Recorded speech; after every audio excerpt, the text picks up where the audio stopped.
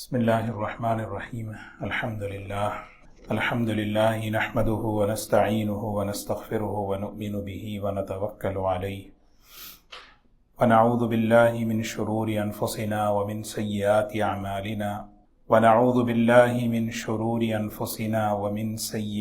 أعمالنا من يهده الله فلا مضل له ومن يضلله فلا هادي له ونشهد أن لا إله إلا الله وحده لا شريك له ونشهد أن سيدنا وحبيبنا ونبينا مولانا محمدا عبده ورسوله صلى الله تبارك وتعالى عليه وسلم أما بعد فأعوذ بالله من الشيطان الرجيم بسم الله الرحمن الرحيم إلا تنصروه فقد نصره الله إذ أخرجه الذين كفروا ثاني اثنين إذ هما في الغار إذ يقول لصاحبه لا تحزن إن الله معنا وقال الله سبحانه وتعالى يا أيها الذين آمنوا اصبروا وصابروا ورابطوا واتقوا الله لعلكم تفلحون صدق اللہ العظیم۔ قابل احترام بزرگ و دوستو، اللہ تعالیٰ نے اس دنیا کو حالات کی جگہ بنایا ہے۔ حالات ہر زمانے میں آتے رہے، نبیوں کے زمانے میں اور نبیوں کے ماننے والوں کے زمانے میں اللہ تبارک و تعالیٰ انبیاء علیہ السلام کو اور ان کے ماننے والوں کو حالات سے آزماتے رہے۔ یہ اللہ تعالیٰ کی سنت ہے، شروع دن سے یہ اللہ کا ضابطہ ہے۔ لیکن انبیاء علیہ السلام ان حالات میں اپنے آپ کو انہوں نے جمایا، اللہ کے دین پر، اللہ کے حکم پر، اور اپنے ماننے والوں کو بھی اس بات پر جمایا، اللہ کے دین پر، کیونکہ حالات کا حل جو ہے اللہ کا دین ہے۔ اللہ کے دین پر اسی لیے جمنا ہے کیونکہ اسی میں ہمارے ہر قسم کے حالات کا حل ہے۔ تو آپ دیکھیں پوری تاریخ انبیاء علیہ السلام کی اور ایمان والوں کی، حضرات صحابہ کرام کی، حالات کی وجہ سے کسی عمل کو نہیں چھوڑا، کسی حکم کو نہیں چھوڑا، بلکہ حالات آئے تو وطن چھوڑنا پڑا تو وطن چھوڑ دیے، اور جان دینی پڑی تو جان بھی دے دیے، مال قربان کرنا پڑا تو مال بھی قربان کر دیے۔ لیکن ایک چیز اللہ کا دین ہے، ایمان ہے، اعمال ہیں، اس میں اپنے آپ کو جمایا ہے۔ یہ اللہ تعالیٰ کا ہم سب سے مطالبہ ہے، یا ایھا الذین آمنوا اصبروا وصابروا ورابطوا۔ یہ اللہ تعالیٰ کا ہم سب سے مطالبہ ہے، اے ایمان والو، اپنے آپ کو خود دین پر جمو اور ایک دوسرے کو جماؤ۔ جمنا بھی ہے اور جمانا بھی ہے، اور اسی پر اللہ کی طرف سے کامیابی آتی ہے، اور کامیابی نام ہے حالات کے بدلنے کا، حالات کے بہتر ہونے کا۔ اور یہ جو ہے اس کی سب سے بہترین، اس کی رہبری دور صدیقی، سیدنا ابو بکر صدیق رضی اللہ تعالی عنہ کے دور سے ہمیں ملتی۔ خلفائے راشدین کے 4 دور ہیں، دور صدیقی، دور فاروقی، دور عثمانی اور دور علوی رضی اللہ عنہم اجمعین۔ ان چاروں دور میں یہ خلافت راشدہ ہے۔ خلافت راشدہ کے ان چاروں دور میں ہم سب کے لیے ایک راستہ ہے، ایک رہبری ہے۔ اب ہمیں صدیق اکبر رضی اللہ تعالی عنہ کی مبارک زندگی، جو خاص طور پر خلافت کا دور، کتنی بابرکت دور، 2 سال ان کی خلافت مدت جو ہے 2 سال، لیکن اتنا اللہ نے برکت عطا فرمائی ان کے زمانے میں، فتنے، حالات اتنے چاروں طرف سے، ایک حال نہیں، 2 حال نہیں، 3 نہیں، بلکہ ہر طرف سے حالات۔ جیسے نبی کریم صلی اللہ علیہ وسلم کے دنیا سے رخصت ہونے کے بعد جو حالات آئے، اس میں ایک ہے خلافت کا مسئلہ کہ خلیفہ کون بنے گا، تجہیز و تکفین کا معاملہ، وراثت کا معاملہ، حضور اکرم صلی اللہ علیہ وسلم کی قبر مبارک کہاں بنے گی، اور اس کے ساتھ زکوٰۃ کو نہ دینے والے، زکوٰۃ کو منع کرنے والوں کے بارے میں کیا کریں، اور لوگ جو ہے عرب کے مختلف قبائل میں مرتد ہوتے جا رہے ہیں، روم کا بادشاہ جو ہے 2 لاکھ کی فوج لے کر مدینے پر حملے کے لیے آ رہا ہے، یہ سارے حالات تھے جو حضرت ابو بکر صدیق رضی اللہ تعالی عنہ کے دور میں بیک وقت آئے، اور ایک ہی دن میں، شروع دن میں حضرت ابو بکر رضی اللہ تعالی عنہ کی استقامت، انہوں نے اپنے آپ کو جمایا اور صحابہ کو بھی جمایا، اور اس بات کا یقین دلایا کہ اللہ کی مدد اسی طریقے پہ آتی ہے۔ اللہ کی مدد تو گزشتہ جو بات میں نے عرض کی تھی کہ نبی کریم صلی اللہ علیہ وسلم کی وفات کا جب وقت قریب آیا، 3 دن پہلے کا واقعہ ہے، اللہ کے رسول صلی اللہ علیہ وسلم حضرت اسامہ رضی اللہ تعالی عنہ کی جماعت کو اللہ کے راستے میں بھیجنے کا فیصلہ فرمایا۔ آپ نے فرمایا کہ انفذوا جیش اسامہ، اسامہ کے لشکر کو اللہ کے راستے میں بھیجو۔ 3000 کا لشکر تھا۔ تو جب یہ آپ نے اعلان کیا تو سب سے پہلے حضرت ام ایمن رضی اللہ تعالی عنہ، حضور اکرم صلی اللہ علیہ وسلم بہت ہی احترام کا، عزت کا برتاؤ فرماتے تھے حضرت ام ایمن سے، یوں سمجھیے کہ گویا والدہ کا درجہ دیتے تھے۔ اور یہ وہ صحابیاں ہیں جو حضور اکرم صلی اللہ علیہ وسلم کی ولادت مبارکہ جب ہوئی اس کمرے میں یہ بھی تھی، اس وقت سے لے کر آپ کی وفات تک یہ سب سے مبارک خاتون ہیں جو آپ کے ساتھ جڑی رہی۔ حضور اکرم صلی اللہ علیہ وسلم ہمیشہ ان کے ساتھ والدہ کی طرح برتاؤ فرماتے۔ وہ کہنے لگی یا رسول اللہ صلی اللہ علیہ وسلم، اسامہ کو لشکر میں نہ بھیجیں، اور بلکہ اسامہ کے لشکر کو روک لیں، ابھی آپ کی طبیعت ناساز ہے۔ اللہ کے رسول صلی اللہ علیہ وسلم نے دوبارہ فرمایا انفذوا جیش اسامہ۔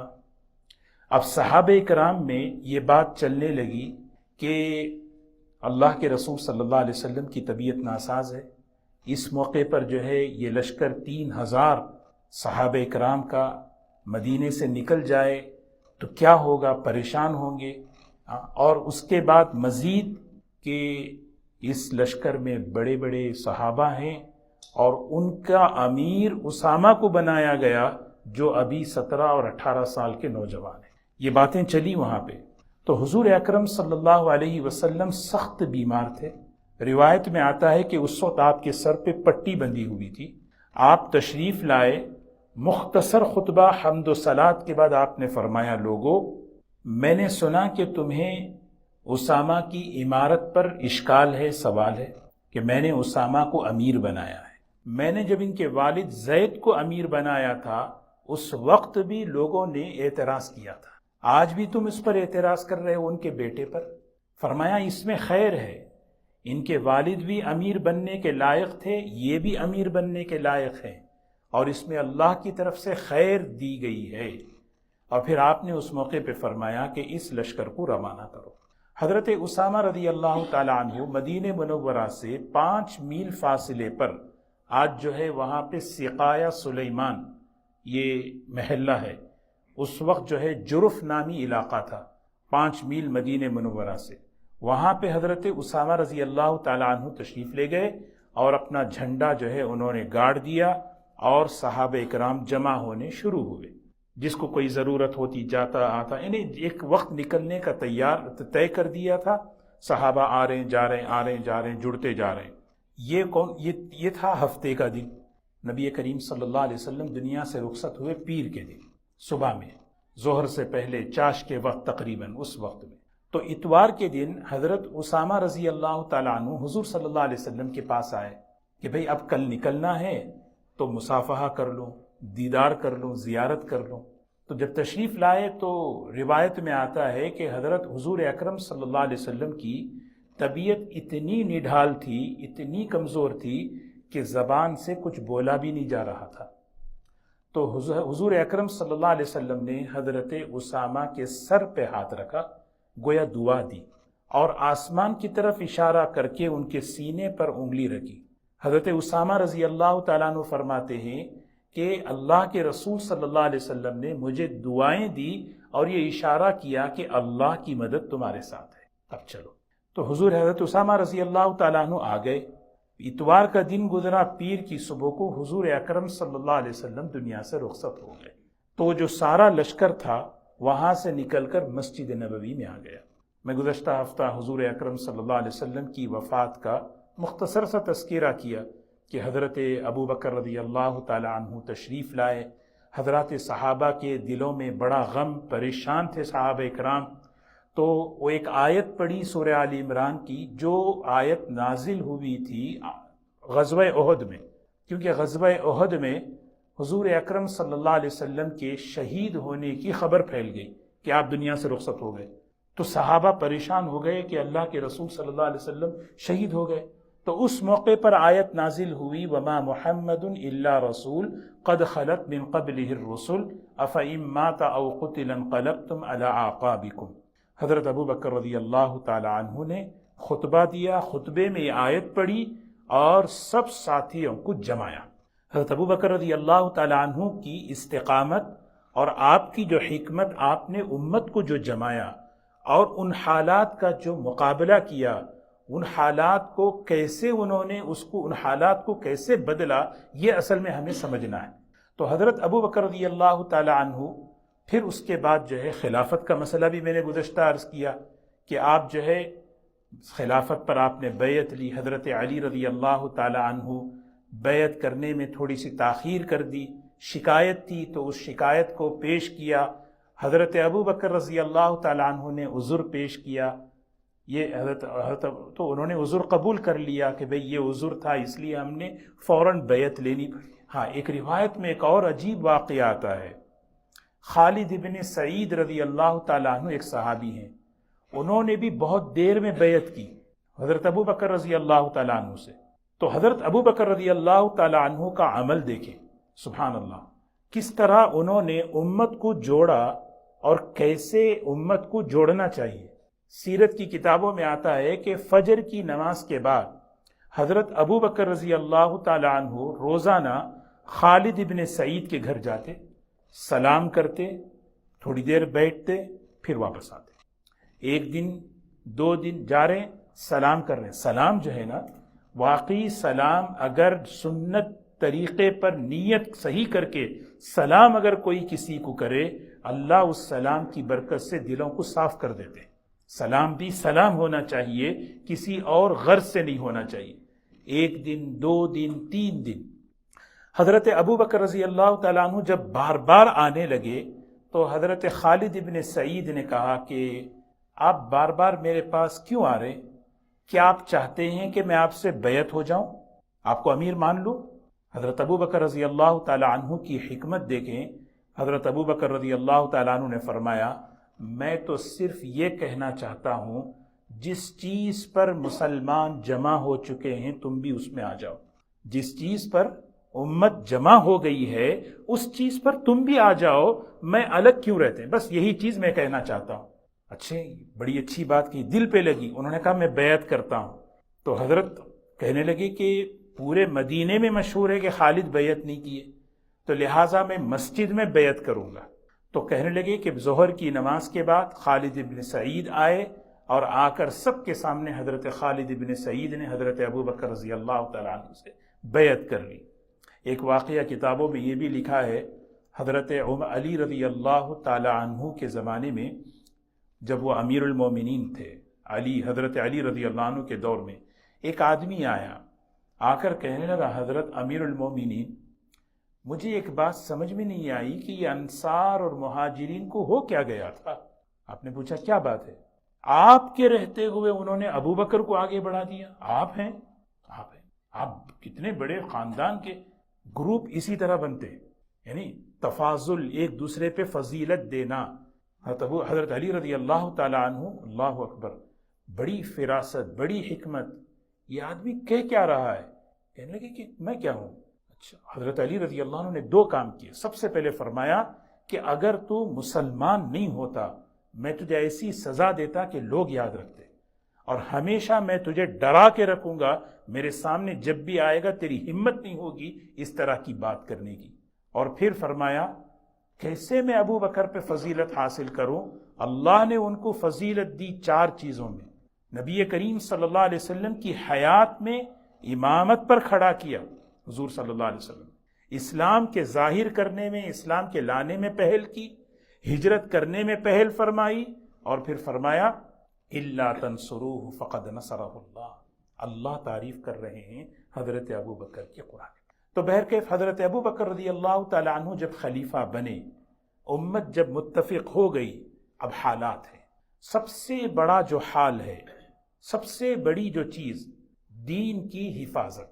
کیونکہ حضرت ابو بکر رضی اللہ تعالی عنہ، جیسے میں نے عرض کیا، ایک علماء نے 7 قسم کے حالات بیان کیے ہیں، بعض نے 22 بیان کیے کہ حضرت حضور اکرم صلی اللہ علیہ وسلم کے دنیا سے رخصت ہونے کے بعد جو حالات آئے، اور حضرت ابو بکر رضی اللہ تعالی عنہ نے ان حالات کا جو مقابلہ کیا، وہ ان کی قوت ایمانی. انہوں نے یہ امت کو یہ سمجھا دیا، ایک پیغام دیا قیامت تک کے آنے والوں کو کہ حالات کا حل کیسے ہوتا ہے جب ہم اپنی زندگی میں اللہ کے رسول صلی اللہ علیہ وسلم کے حکم کو سامنے رکھیں. یہ بنیاد بات، یہ اس پر جمے رہے اور اس کو جمایا لوگوں پر. جب جیسے مثال کے طور پر سب سے پہلی بات، صحابہ مشورہ کرنے لگے، حضرت ابو بکر رضی اللہ تعالیٰ عنہ کو رائے دینے لگے کہ حضرت اسامہ کے لشکر کو تھوڑا سا روک لیں. یہ سب سے پہلا مشورہ، کیونکہ اس وقت روم کا بادشاہ 2 لاکھ کی فوج لے کر آ رہا ہے.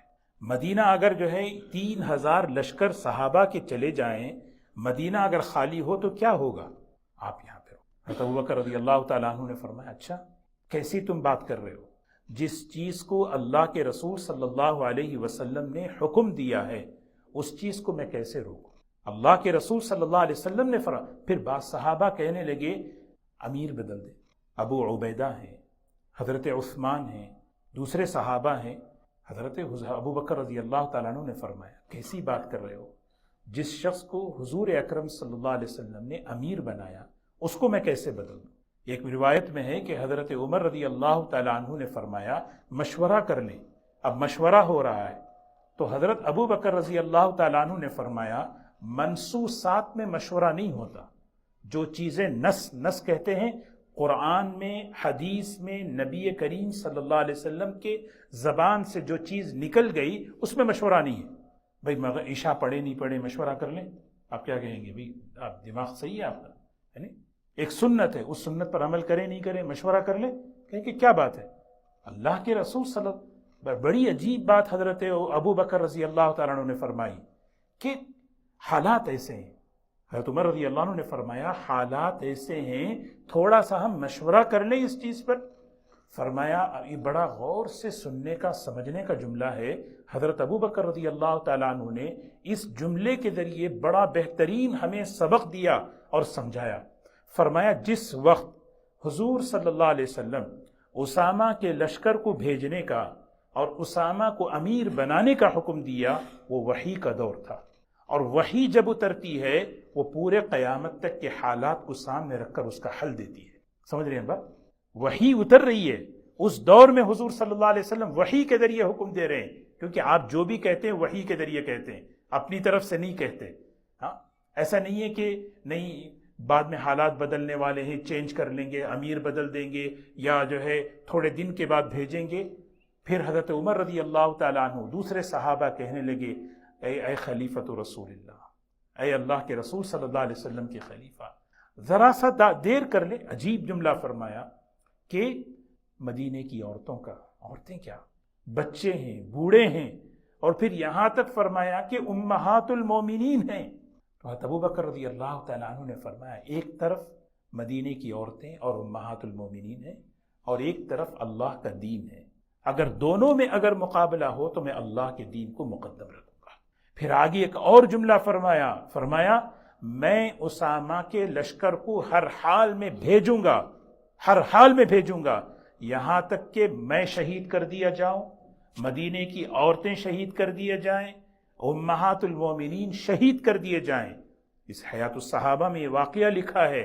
فرمایا اگر میری امہات المومنین کی لاشیں پڑی رہیں، ان کو دفن کرنے والا کوئی بھی نہ ہو، ان لاشوں کو باہر سے بھیڑیے اور جنگل کے درندے آ کر ان لاشوں کو اٹھا کر لے جائیں، تب بھی مجھے کوئی پرواہ نہیں، میں اللہ کے رسول صلی اللہ علیہ وسلم کے حکم کو پورا کر کے رہوں گا. یہ جو چیز ہے نا، یہ اصل میں پوری، یعنی یوں سمجھیے کہ پورے ٹرننگ پوائنٹ، یعنی پورے حالات کے بدلنے کا لب لباب ہے. کہ حضرت ابو بکر رضی اللہ تعالی عنہ امت کو اور صحابہ کو جما رہے ہیں، بس تم ایک کام کرو، تم یہ سوچو کہ اللہ کے نبی کیا کہہ رہے ہیں، اللہ کیا کہہ رہا ہے، اس پر جب تم آؤ گے تو بقیہ سب اللہ حالات بدلیں گے، اگر اس پر تم نہیں آؤ گے تو پھر حالات کبھی تمہارے نہیں بدلیں گے۔ حضرت ابو بکر صدیق رضی اللہ تعالی عنہ یہاں پہ اب حالات بدل رہے ہیں۔ سب سے پہلے کیا ہوا، بادشاہ روم کا بادشاہ ہرقل آ رہا ہے، اور ادھر جو ہے نبوت کے دعویٰ کرنے والے کھڑے ہو گئے، یمن میں وہ اسود عنسی اور ایک طلیحہ، ایک مسیلمہ کذاب۔ مسیلمہ کذاب تو حضور صلی اللہ علیہ وسلم کے پاس آیا، مدینہ آیا، اللہ کے رسول صلی اللہ علیہ وسلم مدینہ منورہ میں آیا، اس کے ساتھ ایک جماعت تھی، وہ ایمان میں داخل ہوئی۔ جب اس کو دعوت دی گئی کہ بھئی تو ایمان لا، تو اس نے کہا کہ میں آپ ایک شرط پر ایمان میں داخل ہوتا ہوں، ایک شرط پر اسلام قبول کرتا ہوں۔ اب اسلام بھی شرط کے ساتھ۔ حضور صلی اللہ علیہ وسلم نے فرمایا کیا شرط ہے؟ فرمایا مجھے یہ لکھ کر دے دیں کہ آپ کے بعد میں خلیفہ رہوں گا، آپ کے بعد میں۔ حضور اکرم صلی اللہ علیہ وسلم کے پاس اس موقع پر ایک ہاتھ میں لکڑی تھی، ٹہنی۔ فرمایا یہ جو ٹہنی، یہ لکڑی ہے نا، یہ بھی تجھے میں نہیں دے دیتا، یہ بھی۔ آیا، اب بغیر ایمان میں داخل ہوئے واپس گیا، اور وہاں جا کر کیا کیا، اس نے خط لکھا اور نبوت کا اعلان کر دیا کہ اللہ نے مجھے بھی نبی بنایا ہے، اور یہ خط دے کر بھیجا کسی آدمی کے ذریعے۔ حضور اکرم صلی اللہ علیہ وسلم نے حضرت ام عمارہ رضی اللہ تعالی عنہ کے بیٹے حضرت حبیب ہیں، ان کو بلایا، کہا یہ خط لے کر جاؤ اللہ کی، کیونکہ حدیث میں آیا رسول اللہ صلی اللہ علیہ وسلم نے فرمایا 30 کذابون دجالون، ہاں دجال پیدا ہوں گے، 3 بڑے جھوٹے، ہر ایک دعویٰ کرے گا کہ میں اللہ کا نبی ہوں۔ اللہ کے نبی صلی اللہ علیہ وسلم آخری نبی ہیں، آپ کے بعد کوئی نبی آنے والا نہیں۔ ختم نبوت کی حفاظت جو ہے اللہ نے حضرت ابو بکر صدیق رضی اللہ تعالیٰ عنہ سے۔ اب وہ واقعہ بڑا تفصیل ہے، جب وہ پہنچے حضرت حبیب رضی اللہ تعالیٰ عنہ مسیلمہ کذاب کے دربار میں، اس کا مناظرہ ہوا، اور اس نے بلوایا حضرت حبیب کو، اتشہد ان محمد رسول اللہ صلی اللہ علیہ وسلم، گواہی دیتے ہو کہ اللہ کے رسول صلی اللہ علیہ وسلم اللہ کے نبی ہیں؟ ہاں۔ دوسرا جملہ اتشہد انی رسول اللہ، کیا تم گواہی دیتے ہو میں اللہ کی رسول ہوں؟ کہا نہیں، مجھے سنائی بھی نہیں دے رہا، تو بک کیا رہا ہے؟ ایک سوال پر ایک ہاتھ کاٹا، دوسری مرتبہ پر دوسرا ہاتھ کاٹا، تیسری مرتبہ پہ تیسرا پیر کاٹا، چوتھی مرتبہ پر چوتھا پیر کاٹا، یہاں تک کہ ان کے ٹکڑے ٹکڑے کر دیے۔ ان کی والدہ حضرت ام عمارہ رضی اللہ تعالی عنہا کو جب اس کی خبر ملی تو فرمایا میں نے اپنے بچے کو اسی دن کے لیے تیار کیا تھا، دودھ پلایا تھا۔ اور اس موقع پر عجیب ہو رہے نا، تو ادھر مسیلمہ اور ادھر اس کے تھوڑی سی دور پر نجد کے علاقے میں وہ جو سجاح بنت حارث، ایک عورت بھی نبوت کا دعویٰ کر بیٹھی۔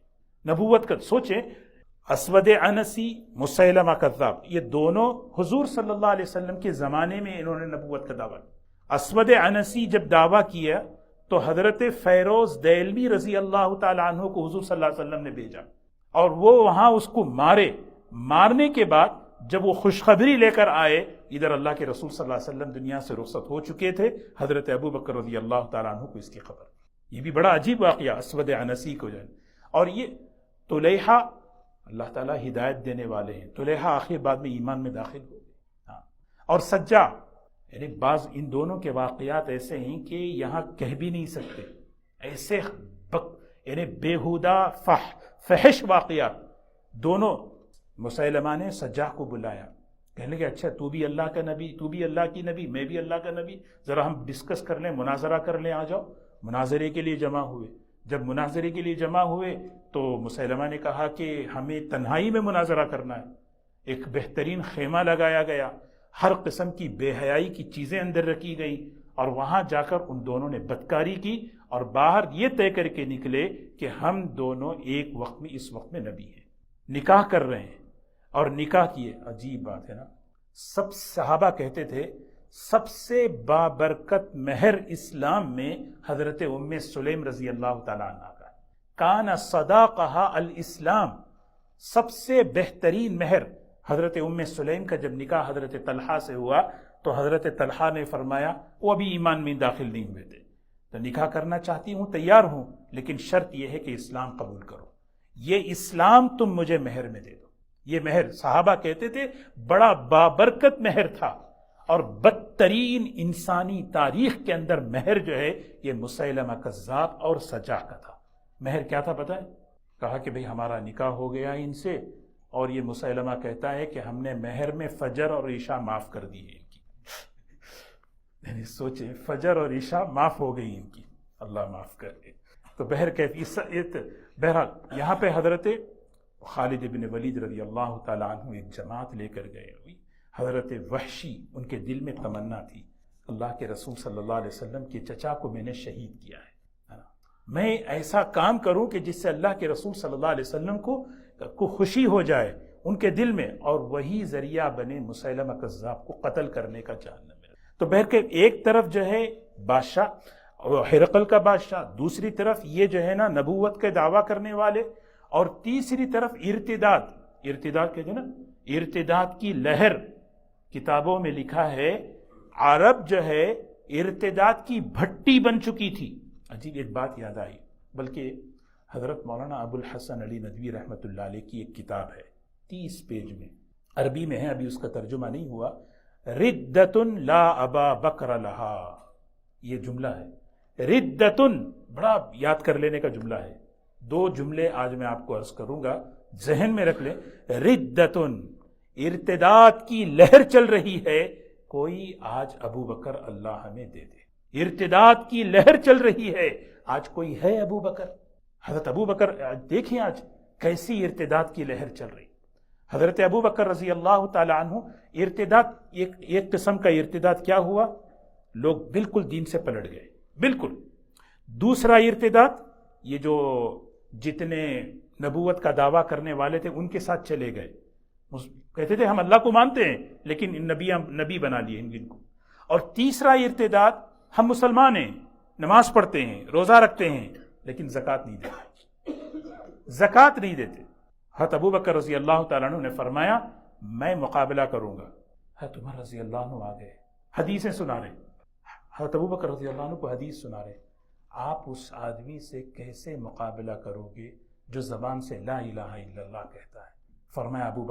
فرمایا عمر میں اس سے مقابلہ کروں گا. کیسے کریں گے آپ جو زبان سے کہتا ہے لا الہ الا اللہ، کہتے ہیں میں اس سے مقابلہ کروں گا. کیسے کریں گے؟ کہا جو شخص نماز اور زکوٰۃ کے درمیان فرق کرتا ہے میں اسے معاف نہیں کروں گا، میں اس کا مقابلہ کروں گا. حضرت عمر بات کرتے رہے، حضرت ابو بکر بات کرتے رہے. حضرت ابو بکر کو غصہ آیا اور آ کر ایک سینے پہ ایک ہاتھ مار کے کہا اب حضرت عمر رضی اللہ تعالی عنہ سے، اجبار فی الجاہلیت یا خوار فی الاسلام. جاہلیت کے زمانے میں تو بڑے سخت، بڑے بہادر بنا کرتے تھے، اور اسلام میں آ کر بڑے بزدل بن گئے ہو، کیا بات کر رہے ہو؟ اور پھر فرمایا پہلے حضور صلی اللہ علیہ وسلم کے زمانے میں کوئی، کیونکہ وہ زمانے میں مال جانور ہوا کرتے تھے، جانور کے ساتھ رسی دیتا تھا. آج اس وقت اگر کوئی رسی نہ دے اس جانور کے ساتھ، میں اس رسی کے لیے بھی مقابلہ کروں گا. اور اس موقع پر دوسرا خوبصورت بہترین جملہ فرمایا، اَيَنْقُصُ الدِّينُ وَأَنَا حَيٌّ، اَيَنْقُصُ الدِّينُ وَأَنَا حَيٌّ، دین میں کمی آئے اور میں زندہ رہوں، یہ ہو نہیں سکتا. یہ اللہ ہمارے دل میں یہ درد، یہ فکر، یہ غم، یہ بے چینی، یہ بے قراری اللہ ہمارے اندر پیدا کر دے. ہاں، لاکھوں انسان روزانہ جہنم میں جا رہے ہیں بغیر کلمے کے، لاکھوں انسان. کتنے ہماری نسلیں ہیں جو ارتداد کے دہانے پر پڑے. ذرا آدمی بیٹھ کر سوچے کہ میرے دل میں اس کے بارے میں کیا ہے. میرے امام اوزاعی رحمت اللہ علیہ بہت بڑے امام گزرے ہیں، عجیب جملہ انہوں نے فرمایا تاریخ میں. فرمایا اگر اس وقت صحابہ قبر سے نکل کر آئیں اور ہماری حالت، ان کے زمانے کے مسلمانوں کے بارے میں کہہ رہے ہیں، ہماری حالت، ہمارے مسلمانوں کی حالت دیکھ لیں اور ہم ان کو دیکھ لیں. فرمایا امام اوزاعی رحمت اللہ علیہ اگر ہم ان صحابہ کو دیکھ لیں تو ہم کہیں گے یہ دیوانے ہیں، مجنون ہیں، اور وہ اگر ہمیں دیکھ لیں، میں تو بولنا ہی نہیں چاہتا. اللہ. حضرت مولانا الیاس صاحب رحمۃ اللہ علیہ، ایک بات یاد آئی. حضرت مولانا الیاس صاحب رحمۃ اللہ اسی صدیقی گھرانے کی شاخ ہے. مولانا ابو الحسن علی ندوی رحمۃ اللہ علیہ لکھتے ہیں ایک ماہی بے آب کی طرح تڑپتے تھے. ماہی بے آب سمجھتے نا، اردو کا جملہ ہے. ایک مچھلی کو پانی سے نکال دو، اس مچھلی کو باہر ڈال دو، جس طرح مچھلی تڑپتی ہے حضرت مولانا الیاس صاحب رحمۃ اللہ علیہ اس طرح اندر تڑپتے تھے، یا اللہ میں کیا کروں، یا اللہ میں کیا کروں، یا اللہ میں کیا کروں، بے چینی بے قراری اندر سے، یا اللہ میں کیا کروں، یا اللہ میں کیا کروں اندر سے۔ ایک مرتبہ سو رہے ہیں، تڑپ رہے ہیں، گھر والی نے پوچھا کیا ہوا؟ کہا کچھ نہیں، اگر تجھے پتا چلے تو 2 جاگنے والے ہو جائیں گے، سو جاؤ۔ ایسی بے چینی، ایسی بے قراری۔ شیخ الہند حضرت شیخ محمود حسن رحمۃ اللہ علیہ فرماتے ہیں میں مولی الیاس کو دیکھتا ہوں تو صحابہ کی جھلک یاد آتی ہے، عجیب بے قراری، عجیب بے چینی۔ اللہ تبارک و تعالی حضرت مولانا الیاس صاحب کے قلب میں اللہ نے عطا فرمائے دین کے مٹنے کا، سنتوں کے مٹنے کا۔ دین ایک مرتبہ حضرت بیمار ہو گئے، غالباً حضرت مولانا منظور نعمانی صاحب تشریف لائے، غالباً حضرت خیریت ہے، کیسے ہیں آپ؟ تو حضرت نے فرمایا صحت اور بیماری تو انسان کی زندگی میں لگی ہوئی ہے، جو آدمی مٹنے کے لیے بنا ہے اس کی خیریت کیا پوچھتے ہو؟ آج تو نبی کریم صلی اللہ علیہ وسلم کی سنتیں مٹتی جا رہی ہیں، ان کی کوئی خیریت نہیں پوچھتا۔ یہ ہے جملہ اَيَنْقُصُ الدِّينُ وَأَنَا حَيٌّ، دین میں کمی ہو اور میں زندہ رہوں، یہ نہیں ہو سکتا۔ پھر اس کے بعد حضرت ابوبکر سے، عجیب ہے، یہ لشکر تو روانہ کر دیے نا، اس لشکر میں حضرت عمر تھے، کون سے؟ حضرت اسامہ رضی اللہ تعالیٰ عنہ کے لشکر میں عمر تھے۔ حضرت عمر ابوبکر رضی اللہ تعالیٰ عنہ خود جرف کی طرف، مقام جرف پہ گئے، وہاں پہ پورا لشکر ہے، اسامہ کو بٹھایا سواری پر، 18 سال کے نوجوان، اور حضرت اسامہ کے سواری کی مہر، اس کی لگام کو پکڑا اور ہدایات دے رہے ہیں، بہترین ہدایات، سبحان اللہ۔ جنگ کیسے، اسلامی تاریخ کی، صحابہ کے دور کی، نبی کریم صلی اللہ علیہ وسلم کے دنیا سے رخصت ہونے کے بعد سب سے پہلا یہ جہاد ہے۔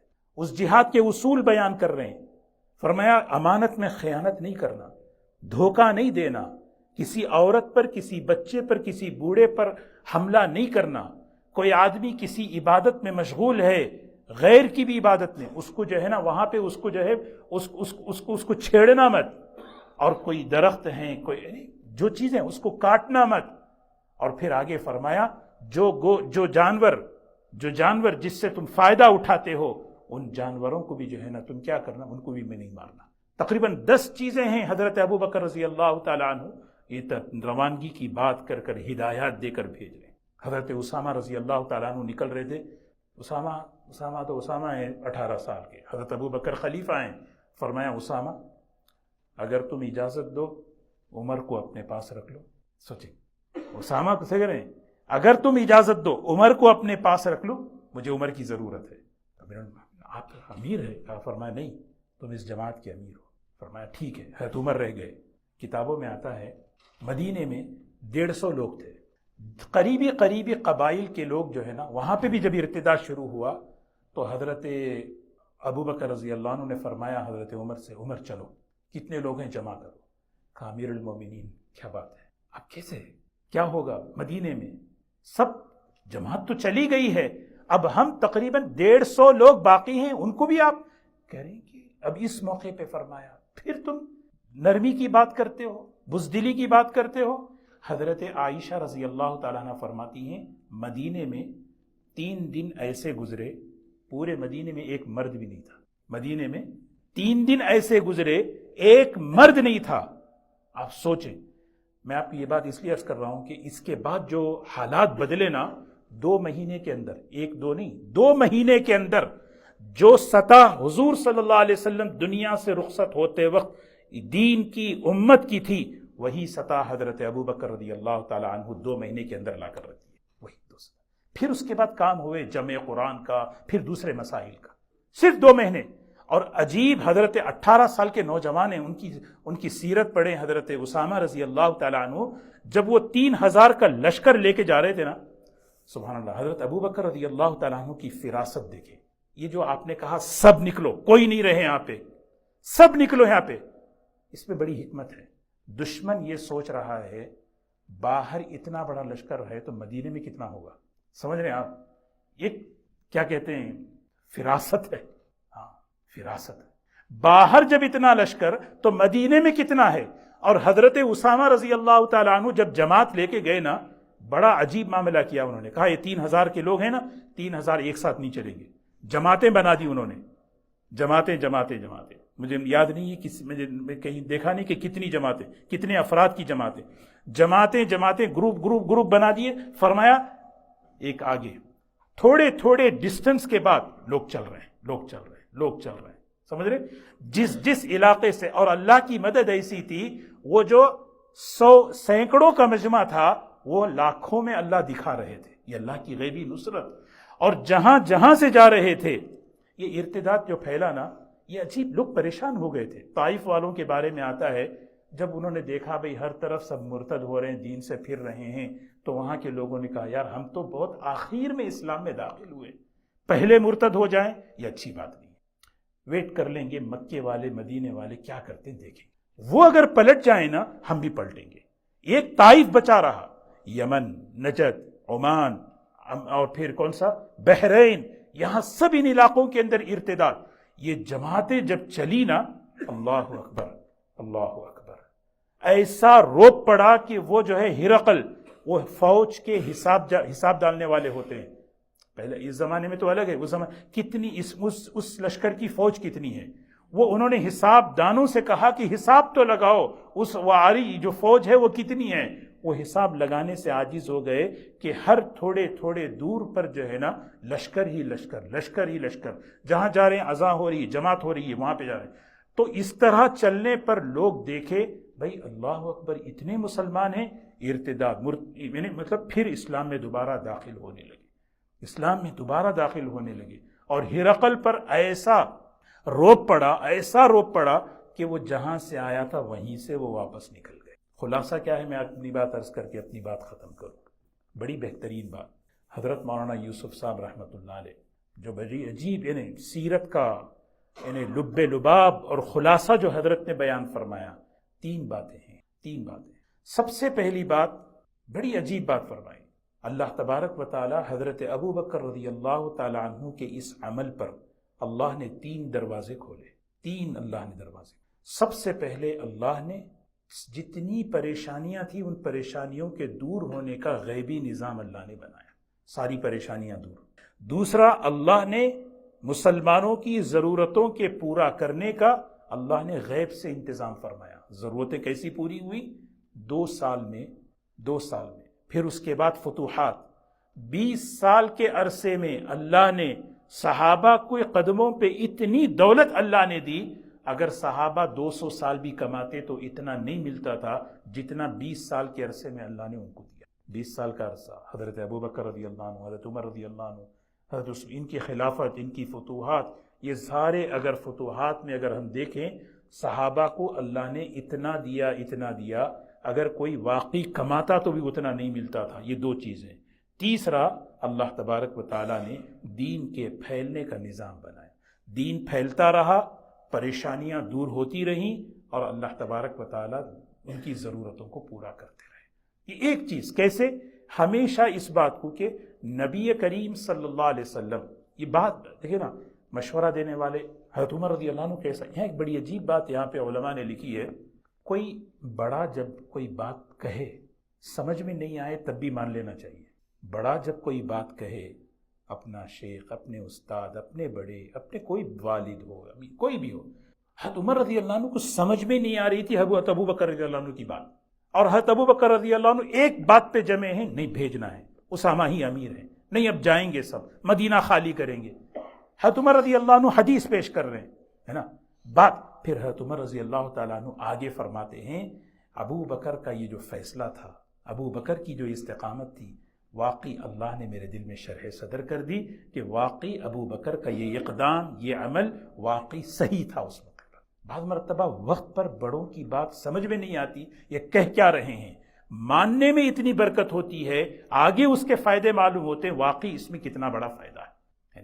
تو بہرکیف اللہ تبارک و تعالی ہمیں ان مبارک زندگیوں سے اللہ ہمیں رہبری نصیب فرمائے۔ تو سب سے بڑی بات یہی تھی کہ حضرت ابو بکر رضی اللہ تعالیٰ عنہ کے زمانے میں جو حالات آئے، ان حالات میں ایک ہی چیز، ایک سبق، وہ سبق کیا ہے؟